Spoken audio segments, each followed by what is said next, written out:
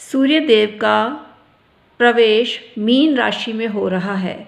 ये समय है दोपहर 12:36 और डेट है 14 मार्च 2024।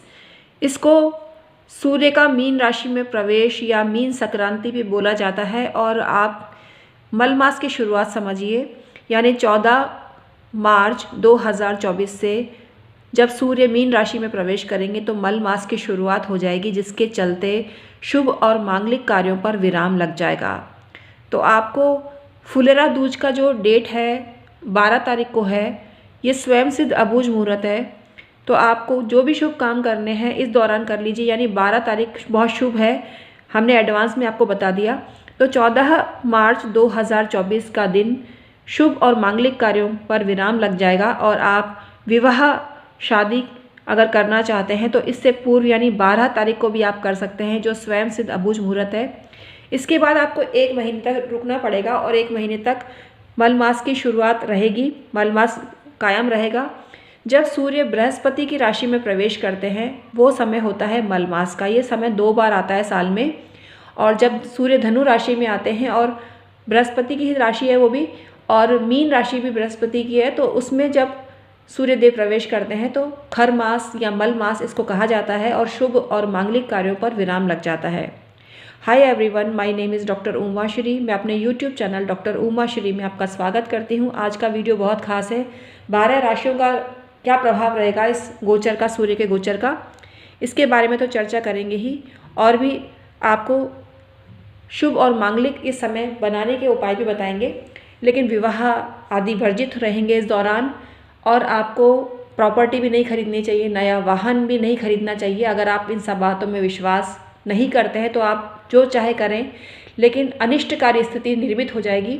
जो इस अवधि में शादी विवाह करते हैं तो उनको शादी विवाह का सुख नहीं मिलता है, उससे वंचित हो जाते हैं।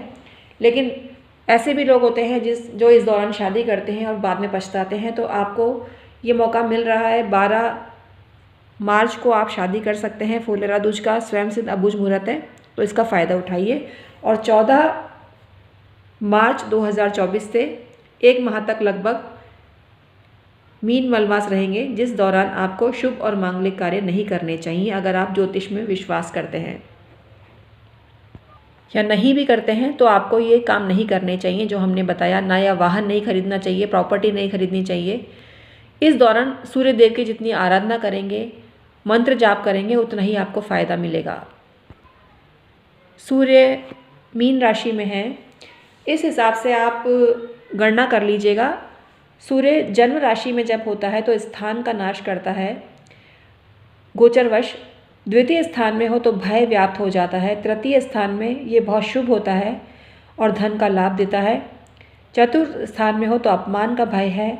पंचम स्थान में सूर्य का गोचर होता है तो निर्धनता आती है, गरीबी आती है, पैसों की हानि होती है। छठा स्थान में अगर आपका सूर्य गोचर कर रहा है जन्म राशि से, तो शत्रु आपके परास्त होंगे और आपकी सर्वत्र विजय होगी। ये शत्रुओं की दृष्टि से बहुत अच्छा योग देता है और शत्रु आपके समाप्त हो जाते हैं। शत्रु आपसे मित्रता करने को आतुर हो जाता है, ऐसी स्थिति बन जाती है। सप्तम स्थान में जीवन साथी कलेश, जीवन साथी से कलेश, अलगाव के योग बनते हैं। अष्टम स्थान में हड्डी टूटने का भय होता है, पीड़ा होती है। नवम स्थान में आपकी जो रेपुटेशन है उसको बट्टा लग सकता है। दशम स्थान में बहुत शुभ होता है सूर्य का गोचर और आपको हर काम में सफलता मिलती है। एकादश स्थान भी धन का लाभ कराता है सूर्य का गोचर, इससे आपको लाभ मिलता है। और द्वादश स्थान में अगर सूर्य है आपका गोचर में चंद्र राशि से, तो आपको कष्ट होता है जिसकी आपने कल्पना ही नहीं करी है, ऐसा आपको नुकसान होता है। सूर्य पिता का कारक है, पिता के पराक्रम का कारक है, आत्मा का कारक है, मन की पवित्रता का कारक है। यह मेष राशि में उच्च होता है और तुला राशि में नीच का होता है। सिंह राशि इसकी मूल त्रिकोण राशि होती है। तो ये जन्म पत्रिका में अगर अशुभ स्थिति है, आपका सूर्य ऑलरेडी 4, 8, 12 में है, तो आपको जन्मकालिक सूर्य की नेगेटिव स्थिति झेलनी पड़ती है और आपको उसका उपाय कर लेना चाहिए।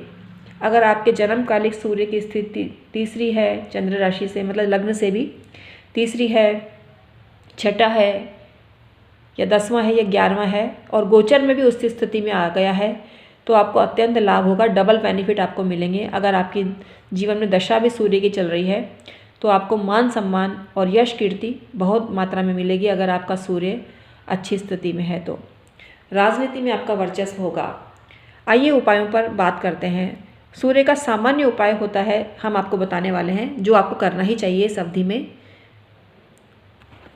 कुछ लक्षण ऐसे होते हैं जो आपको बता देते हैं कि आपका सूर्य नेगेटिव है और आपको कोई भला करने वाला नहीं है। इसका पहला इंडिकेशन है आपके मुंह में बार बार थूक आता है। अगर गुटखा खाते हैं तो थूक आता ही होगा, तो उसकी बात नहीं कर रहे। अगर आप गुटखा नहीं खाते हैं फिर भी आपके मुंह में बार बार थूक आए तो ये निम्न सूर्य का लक्षण होता है। और आपको झगड़ा होता है, आपको हर जगह आपको मान सम्मान नहीं मिलता है, आपके जीवन में आलस्य ही आलस्य चला रहता है, तो आपको समझना चाहिए सूर्य आपका साथ नहीं दे रहा है और सूर्य को अच्छा करने के उपाय आपको करने पड़ेंगे। पहला उपाय तो ये है कि आपको सूर्य का मंत्र जाप करना चाहिए। ओम श्रीम सूर्याय नमः का जाप करें। सूर्य यंत्र पूजा स्थान में रखें, आसानी से मिल जाता है। और सूर्य यंत्र को पूजा स्थान में रख के सूर्य मंत्र का जाप करें तो आपको फ़ायदा मिलता है। गुड़ का जो सेवन है स्वयं भी करें और गाय को भी गुड़ खिलाएं और प्रसाद के रूप में बच्चों को बांटते हैं तो आपको फ़ायदा मिलता है।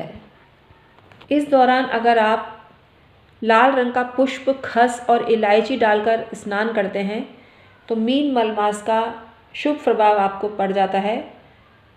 तो आपको अवश्य ही स्नान के पानी में ये डालकर स्नान करना चाहिए। एवरी संडे भी आप स्नान कर सकते हैं ये चीज़ें डालकर। रविवार को गाय को गुड़ और गेहूं खिलाएं। ऐसा करने से आपको मान सम्मान मिलता है, हर जगह आपको लोग पसंद करने लगते हैं और फाइनेंशियल स्टेटस आपका हाई होता रहता है। अगर आपका दुश्मन आपको परेशान कर रहा है तो लाल बैल को गुड़ और गेहूं खिलाना चालू कर दीजिए, शत्रु के खुद की उल्टी गिनती चालू हो जाएगी। विष्णु जी की पूजा या हरिवंश कथा आपको करानी चाहिए या श्रवण करनी चाहिए, इससे भी सूर्यकृत कष्टों से आपको मुक्ति मिलती है। तो आज के लिए इतना ही, फिर हाजिर होंगे नई वीडियो के साथ में। हम हैं एस्ट्रोलॉजर और वास्तु कंसल्टेंट डॉक्टर उमाश्री। 25 साल से एस्ट्रोलॉजी, पामिस्ट्री और पाम रीडिंग कर रहे हैं। आप हमसे परामर्श लेने के लिए हमारे चैनल डॉक्टर उमाश्री के डिस्क्रिप्शन में आएँ और ईमेल आईडी के थ्रू संपर्क करें। सभी सर्विस